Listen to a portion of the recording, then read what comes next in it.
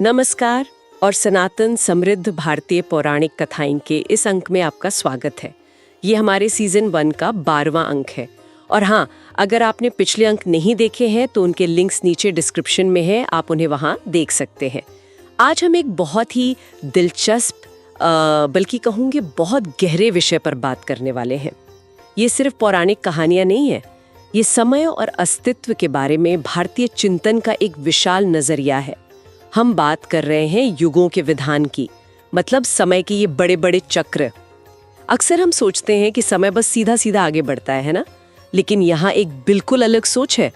और ये सिर्फ पुरानी बातें नहीं है, ये मानवता, हमारी आध्यात्मिकता और शायद आज जो दुनिया में चल रहा है उस पर भी सोचने को मजबूर करती हैं। हम मुख्य रूप से 4 युगों को समझेंगे: सतयुग, त्रेता युग, द्वापर युग और कलयुग। तो चलिए शुरू करते हैं समय के इस महाचक्र की यात्रा। जी बिल्कुल, ये विषय सच में बहुत गहरा है। देखिए, युग शब्द का मतलब है एक कालखंड, एक एरा, है ना? लेकिन भारतीय परंपरा में ये सिर्फ टाइम का टुकड़ा नहीं है, ये उस समय की क्वालिटी, चेतना का स्तर और नैतिक मूल्यों को भी दिखाता है। आप इसे ऐसे समझ सकते हैं कि जैसे ब्रह्मांडीय समय एक बहुत बड़ी किताब हो और हर युग उसका एक चैप्टर है और हर चैप्टर का अपना अलग रंग, अपनी अलग कहानी। अच्छा। पुराणों और वेदों में समय को लीनियर नहीं बल्कि साइक्लिक माना गया है। मतलब ये गोल गोल घूमता है बड़े बड़े चक्करों में। इन बड़े चक्करों को महायुग कहते हैं और हर महायुग में ये 4 युग एक के बाद एक आते हैं। हर युग की अपनी खासियत, अपनी चुनौतियां होती हैं। और ये 4 युग कौन कौन से हैं, एक बार फिर से बताएंगे? जी, क्रम से ये हैं: पहला सतयुग, जिसे कृतयुग भी कहते हैं, ये सत्य और धर्म का स्वर्ण युग है। दूसरा त्रेता युग, इसमें धर्म थोड़ा कम हो जाता है। तीसरा द्वापर युग, यहाँ धर्म और कम, संदेह और द्वंद्व का समय। और चौथा कलयुग, जिसमें हम अभी हैं ऐसा माना जाता है। ये अंधकार और संघर्ष का युग है।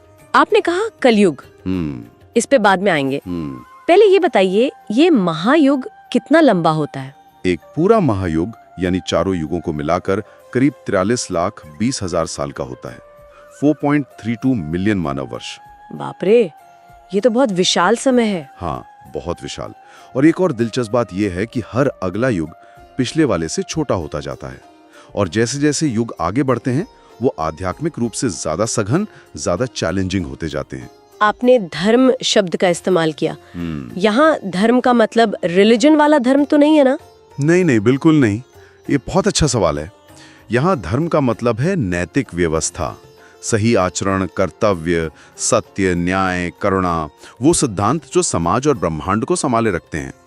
जब हम कहते हैं कि धर्म कम हो रहा है तो इसका मतलब है कि ये अच्छे गुण, ये सिद्धांत समाज में कमजोर पड़ रहे हैं। समझ गए।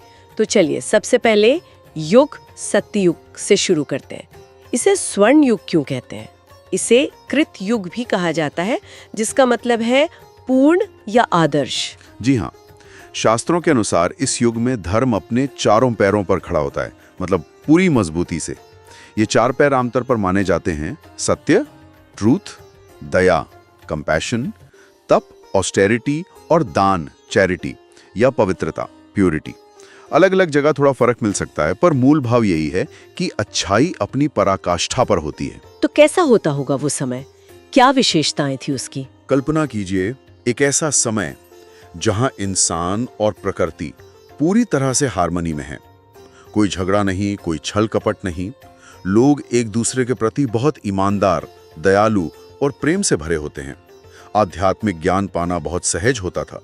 ईश्वर से जुड़ाव बहुत गहरा होता था। मतलब दुख, बीमारी, लालच ये सब नहीं थे? लगभग नहीं के बराबर। जीवन बहुत लंबा होता था, हजारों साल। लोगों में स्वाभाविक रूप से अच्छाई होती थी। उन्हें नियमों या सजा का डर नहीं चाहिए था। कहते हैं देवता भी मनुष्यों के साथ घूमते थे। जी, ऐसा वर्णन मिलता है, क्योंकि मनुष्यों की चेतना का स्तर बहुत ऊंचा था। चमत्कार और सिद्धियां आम बात थी। और यह सबसे लंबा युग है, 17,28,000 साल। ये पवित्रता और पूर्णता का प्रतीक है। वाह, सुनने में तो एकदम आदर्श लगता है। तो फिर इस स्थिति से गिरावट कैसे शुरू हुई?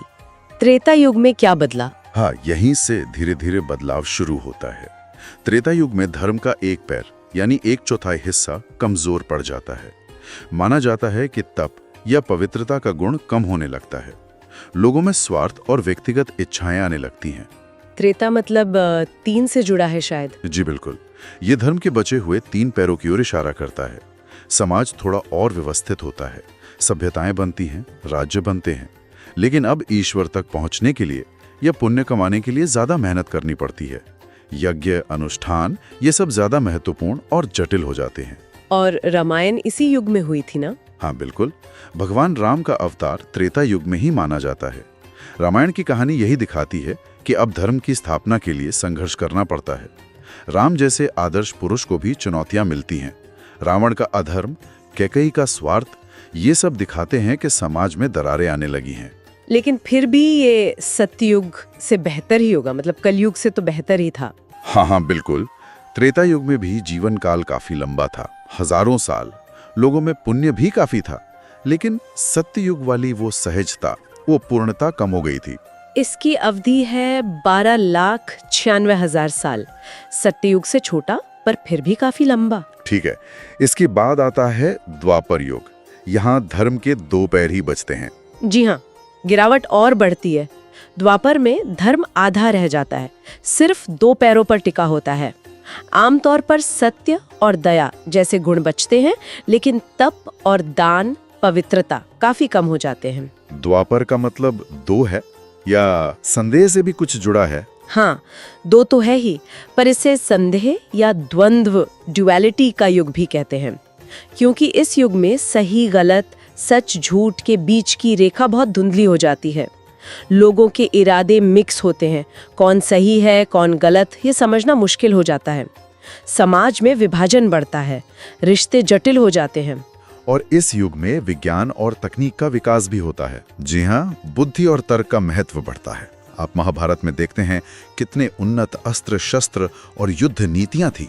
लेकिन इसका दूसरा पहलू यह है कि आध्यात्मिक ज्ञान और ईश्वर की सीधी अनुभूति कम हो जाती है। अब ज्ञान के लिए शास्त्रों, गुरुओं और कठिन साधना पर निर्भरता बढ़ जाती है। और महाभारत की पूरी कहानी इसी कंफ्यूजन और जटिलता को दिखाती है, धर्म संकट जिसे कहते हैं। बिल्कुल सही, महाभारत द्वापर युग का ही प्रतिबिंब है। कुरुक्षेत्र का युद्ध सिर्फ जमीन का नहीं, धर्म और अधर्म के बीच का बहुत ही जटिल युद्ध था। युधिष्ठिर जैसे धर्मराज को भी झूठ बोलना पड़ता है। भीष्म और द्रोण जैसे ज्ञानी भी अधर्म के पक्ष में खड़े दिखते हैं। कृष्ण को गीता का उपदेश देना पड़ता है अर्जुन के संदेह मिटाने के लिए। ये दिखाता है कि सत्य कितना उलझ गया था। इस युग में जीवन और कम हो जाता होगा। हाँ, जीवन काल और घट जाता है, लगभग 1000 साल रह जाता है। दुख, बीमारियां, लड़ाई झगड़े और बढ़ जाते हैं। मन की शांति पाना मुश्किल हो जाता है।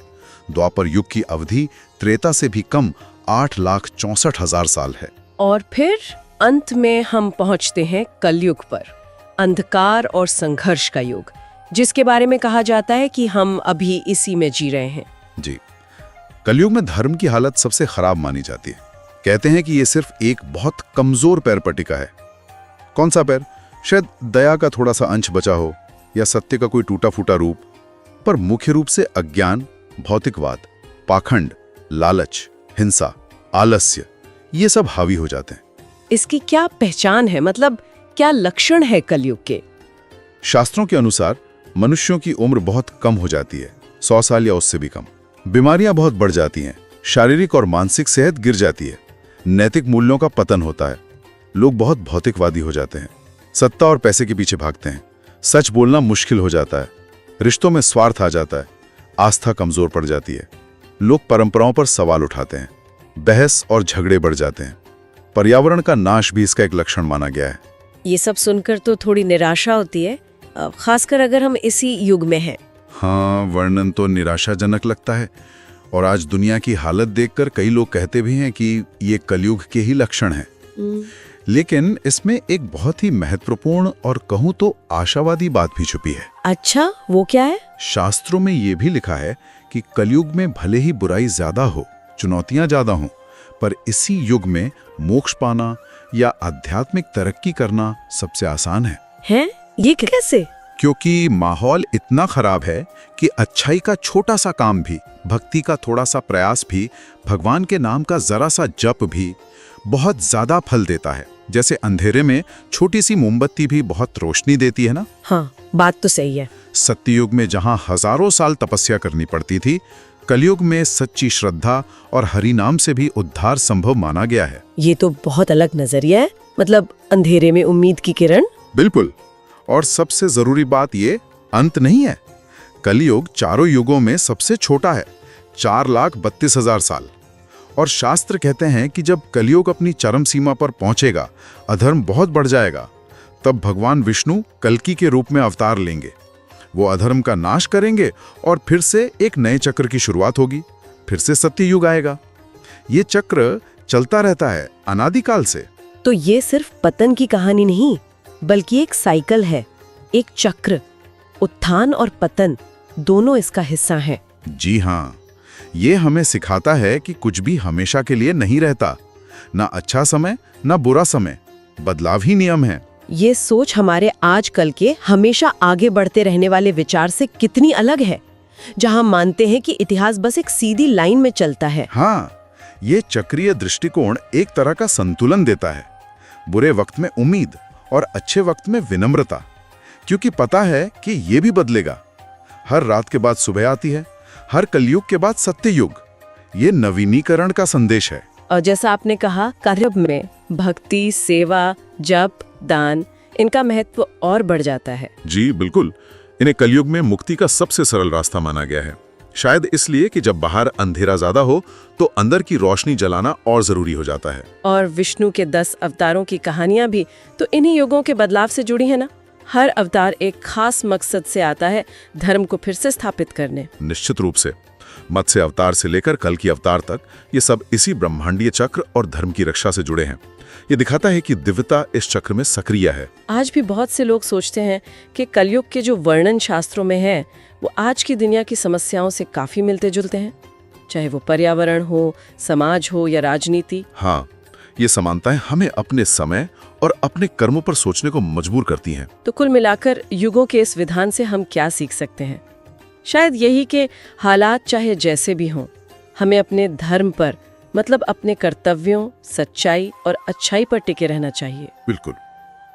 और आध्यात्मिक खोज जारी रखनी चाहिए। ये विश्वास रखना चाहिए कि अंधेरा कितना भी घना हो, सुबह जरूर होगी, चक्र घूमेगा। ये वाकई समय और जीवन को देखने का एक बहुत गहरा और अलग तरीका है, ब्रह्मांडीय पैमाने पर सोचने की प्रेरणा देता है।